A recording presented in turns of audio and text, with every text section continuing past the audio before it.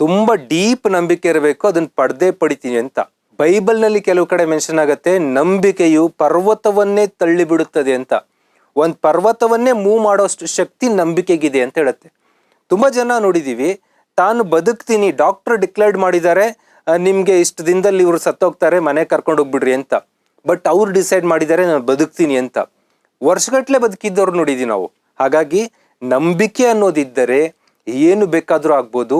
ಆಕಾಂಕ್ಷೆಯ ಜೊತೆಗೆ deep faith ಇರಬೇಕು, ಅದನ್ನು ಪಡಿತೀವಿ ಅಂತೇಳಿ. ಅದ್ರ ಜೊತೆಗೆ ಆಟೋ ಸಜೆಷನ್ ಅಂತ ಕರಿತೀವಿ. ಆಟೋ ಸಜೆಷನ್ ಅಂತ ಅಂದರೆ, ನೀವು ಒಂದು 2-3 ದಿನ 21 ದಿನ ಹ್ಯಾಬಿಟ್ ಚಾಲೆಂಜ್ ಹೇಳೋದು ಇದಕ್ಕೆ. 21 ಡೇಸ್ ನೀವು ಮಾಡಿದ್ರಿ ಅಂದರೆ ನೆಕ್ಸ್ಟ್ 22nd ಡೇ ಅದು ಆಟೋಮೆಟಿಕ್ ಆಟೋ ಸಜೆಷನ್ಗೆ ಬರುತ್ತೆ. ಈಗ 5am ಕ್ಲಬ್ಬಿಗೆ ಬಂದಿದ್ದೀರಾ, ನಾಳೆ ನೀವು ಟ್ರೈ ಮಾಡಿರ್ಬೇಕಾರೆ ನಾನು ಎದ್ದೇಳಲ್ಲ, ಇವತ್ತು 9 ದಿನ ಮುಗಿದೋಯ್ತೀನಿ ಎದ್ದೇಳಲ್ಲ ಅಂತ. ಆದರೆ ನಿಮ್ಮ ಒಂದು ಸಬ್ ಕಾನ್ಷಿಯಸ್ ಮೈಂಡ್ ಅಷ್ಟೊತ್ತಿಗೆ ಎಬ್ಸುತ್ತೆ. ಆದರೆ ನೀವು ಅವಾಗ ಅಯ್ಯೋ ಎಚ್ಚರ ಆಗ್ಬಿಡ್ತು ಅಂತ ಮತ್ತೆ ಬೆಡ್ ಸ್ಪ್ರೆಡ್ ಹೊಡ್ಕೊಂಡು ಮಲ್ಕೋತೀರಾ ಅಂದರೆ ನಾವೇನು ಮಾಡೋಕ್ಕಾಗಲ್ಲ. ಆಟೋ ಸಜೆಷನ್ ಅಂದರೆ ಬಾಡಿ ಅದೊಂದು ಸ್ಪೆಷಲ್ ಸ್ಕಿಲ್.